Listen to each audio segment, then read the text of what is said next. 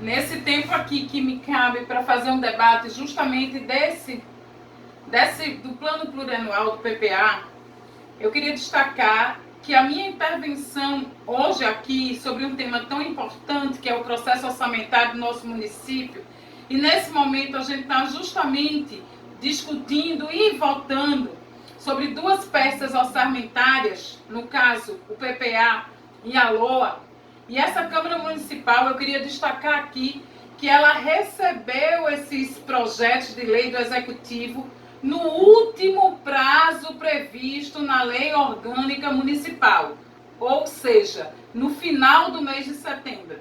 Analisando dois PLs, intensificamos vários aspectos que a gente queria destacar aqui, sem deixar de chamar a atenção, para mais uma vez isso chegar no último prazo, para que a gente não tenha um tempo prolongado para uma discussão mais profunda.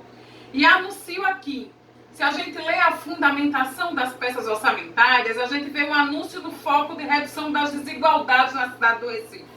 Segundo, a gente vê na fundamentação, uma fundamentação até justa, ampla, que incorpora muitas discussões com a sociedade civil, com acordos internacionais importantes, como os dos Objetivos do Milênio.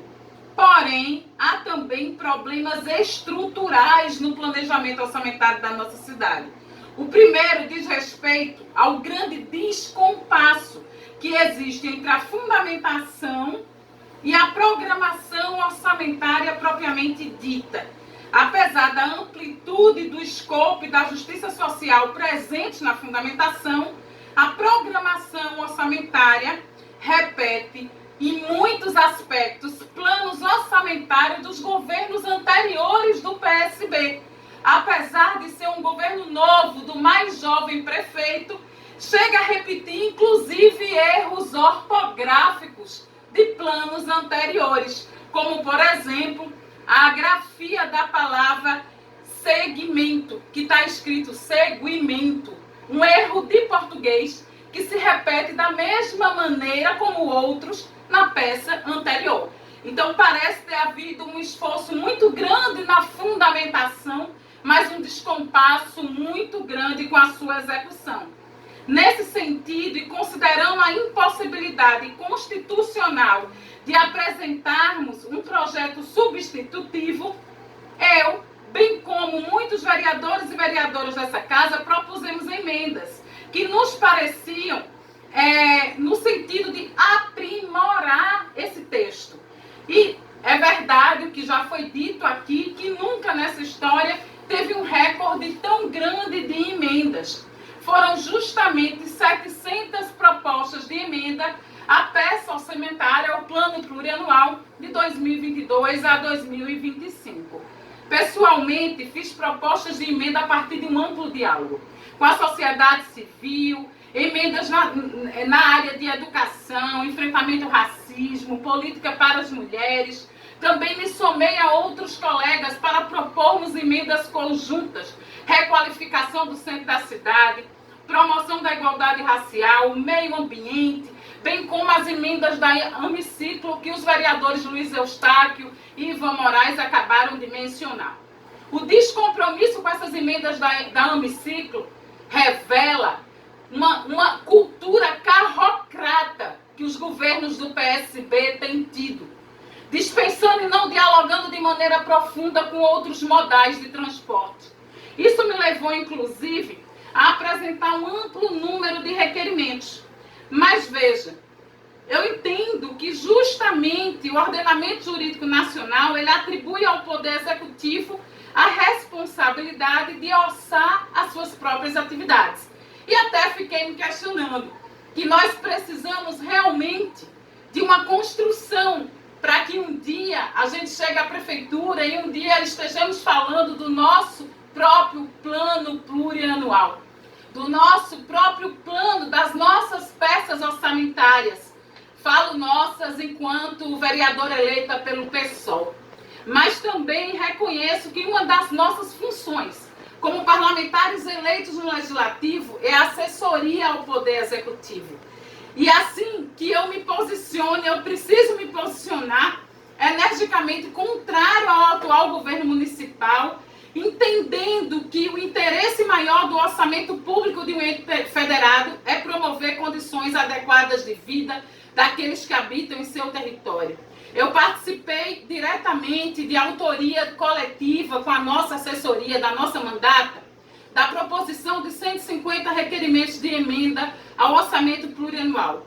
E eu me choquei particularmente com a rejeição de emendas simples, emendas modificativas que dariam visibilidade a iniciativas já desenvolvidas na administração pública. A exemplo de o acréscimo do Conselho Municipal de Políticas de Promoção de Igualdade Racial neste planejamento, emendas 86, 80 e 97. Acréscimo de termos que demonstrariam o compromisso desta Prefeitura do PSB com a inclusão de pessoas com deficiência. Emenda 112, 113 e 624. E, sobretudo, chocou-me a grande contradição que eu vi na rejeição de todas as propostas de emenda que apresentei, no sentido de priorizar a população e setores da população mais vulneráveis, com diversas políticas sociais relativas a mulheres e jovens que estão arroladas nesse plano. Ora, se o foco da ação municipal, que se refere logo no início, na fundamentação, na página 16 do plano plurianual, se trata de fato em transformar o Recife numa cidade com igualdade de oportunidades para então se viver melhor, seria indispensável priorizar as ações do município para aqueles que mais precisam delas. Isso é o que gera igualdade. Na verdade, desde o século IV a.C., quando Aristóteles lançava o brilhante estudo sobre a ética, sabemos que o princípio da igualdade é um pressuposto do que ele denominou de justiça corretiva. E depende de tratar igualmente os iguais e desigualmente os desiguais.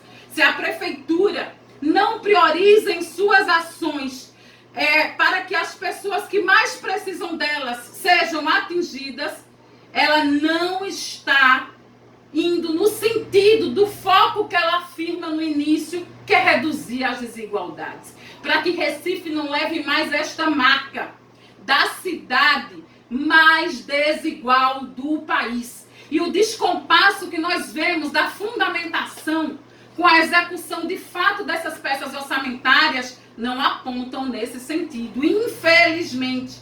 Além disso, propus muitas outras emendas aditivas e que não representariam nenhum custo adicional para a administração, mas apenas visavam explicar no que seriam aplicados os recursos destinados a várias outras ações.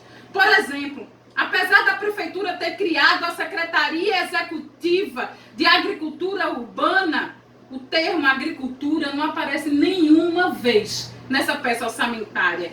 Então, como assim?